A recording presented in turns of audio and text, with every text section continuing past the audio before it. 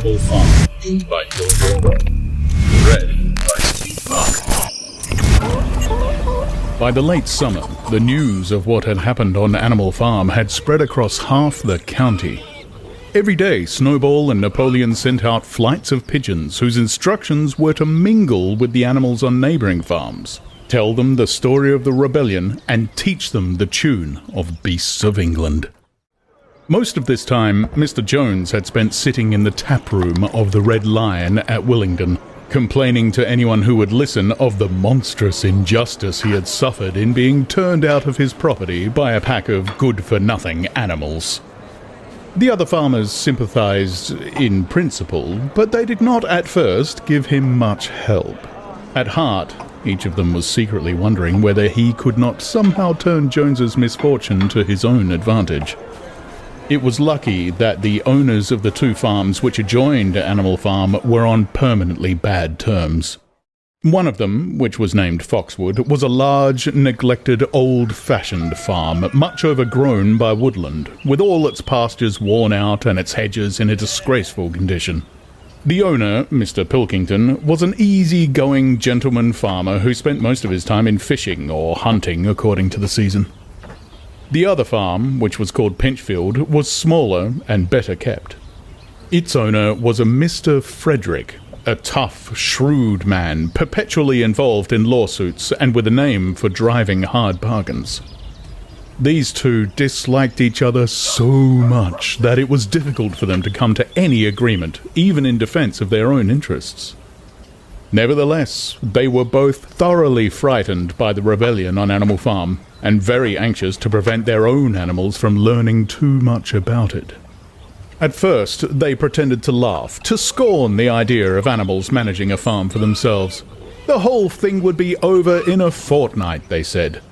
They put it about that the animals on Manor Farm, they insisted on calling it the Manor Farm, they would not tolerate the name Animal Farm, were perpetually fighting among themselves, and were also rapidly starving to death. When time passed, and the animals had evidently not starved to death, Frederick and Pilkington changed their tune and began to talk of the terrible wickedness that now flourished on Animal Farm.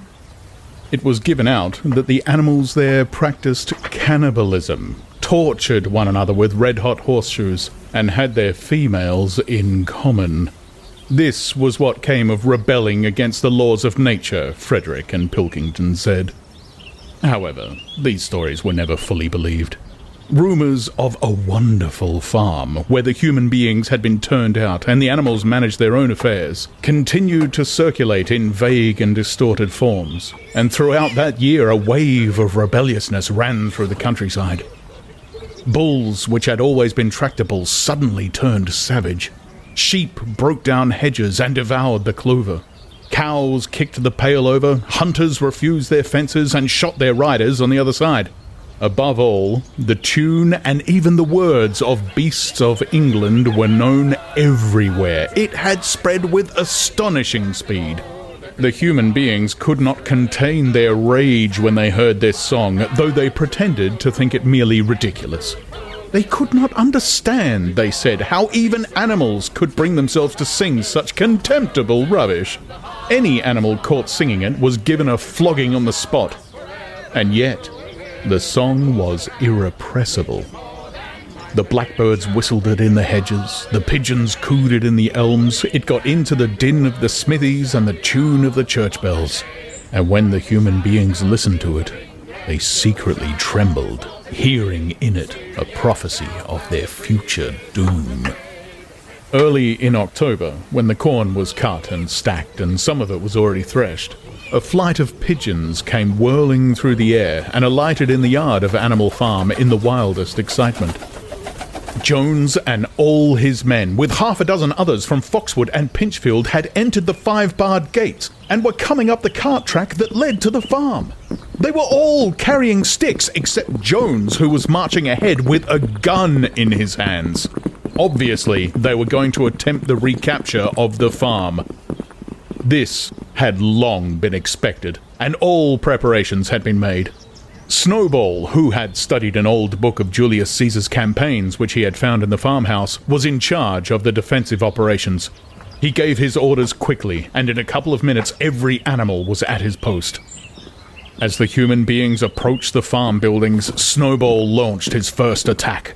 All the pigeons, to the number of 35, flew to and fro over the men's heads and muted upon them from mid-air. And while the men were dealing with this, the geese, who had been hiding behind the hedge, rushed out and pecked viciously at the calves of their legs. However, this was only a light skirmishing maneuver intended to create a little disorder, and the men easily drove the geese off with their sticks. Snowball now launched his second line of attack. Muriel, Benjamin, and all the sheep, with Snowball at the head of them, rushed forward and prodded and butted the men from every side, while Benjamin turned around and lashed at them with his small hooves. But once again, the men with their sticks and their hobnailed boots were too strong for them, and suddenly, at a squeal from Snowball, which was the signal for retreat, all the animals turned and fled through the gateway into the yard. The men gave a shout of triumph. They saw, as they imagined, their enemies in flight, and they rushed after them in disorder. This was just what Snowball had intended. As soon as they were well inside the yard, the 3 horses, the 3 cows, and the rest of the pigs who had been lying in ambush in the cowshed suddenly emerged in their rear, cutting them off. Snowball now gave the signal for the charge. He himself dashed straight for Jones. Jones saw him coming, raised his gun, and fired. The pellets scored bloody streaks along Snowball's back, and a sheep dropped dead. Without halting for an instant, Snowball flung his 15 stone against Jones's legs. Jones was hurled into a pile of dung, and his gun flew out of his hands.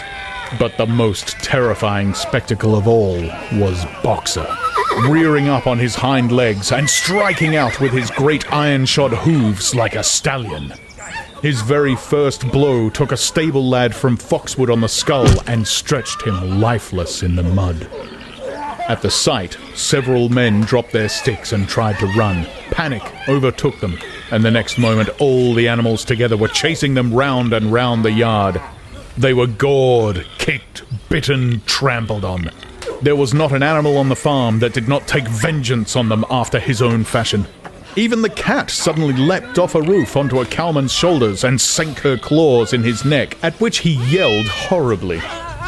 At a moment when the opening was clear, the men were glad enough to rush out of the yard and make a bolt for the main road.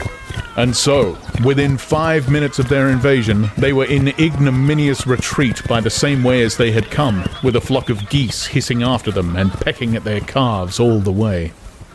All the men were gone, except one. Back in the yard, Boxer was pawing with his hoof at the stable lad who lay face down in the mud, trying to turn him over. The boy did not stir.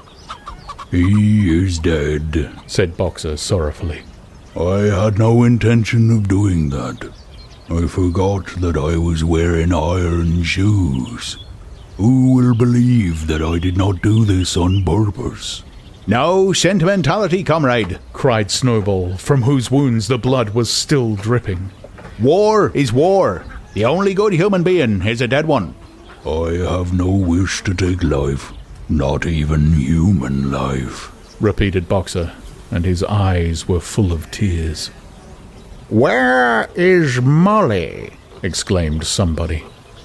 Molly, in fact, was missing. For a moment there was great alarm. It was feared that the men might have harmed her in some way, or even carried her off with them. In the end, however, she was found, hiding in her stall, with her head buried among the hay in the manger. She had taken to flight as soon as the gun went off. And when the others came back from looking for her, it was to find that the stable lad, who, in fact, was only stunned, had already recovered and made off. The animals had now reassembled in the wildest excitement, each recounting his own exploits in the battle at the top of his voice. An impromptu celebration of the victory was held immediately. The flag was run up and Beasts of England was sung a number of times. Then the sheep who had been killed was given a solemn funeral, a hawthorn bush being planted on her grave. At the gravesite, Snowball made a little speech, emphasizing the need for all animals to be ready to die for Animal Farm if need be. The animals decided unanimously to create a military decoration, Animal Hero First Class, which was conferred there and then on Snowball and Boxer. It consisted of a brass medal — they were really some old horse brasses which had been found in the harness room — to be worn on Sundays and holidays. There was also Animal Hero Second Class, which was conferred posthumously on the dead sheep. There was much discussion as to what the battle should be called. In the end, it was named the Battle of the Cowshed, since that was where the ambush had been sprung. Mr. Jones's gun had been found lying in the mud, and it was known that there was a supply of cartridges in the farmhouse. It was decided to set the gun up at the foot of the flagstaff, like a piece of artillery, and to fire it twice a year. Once on October the 12th, the anniversary of the Battle of the Cowshed, and once on Midsummer Day, the anniversary of the rebellion.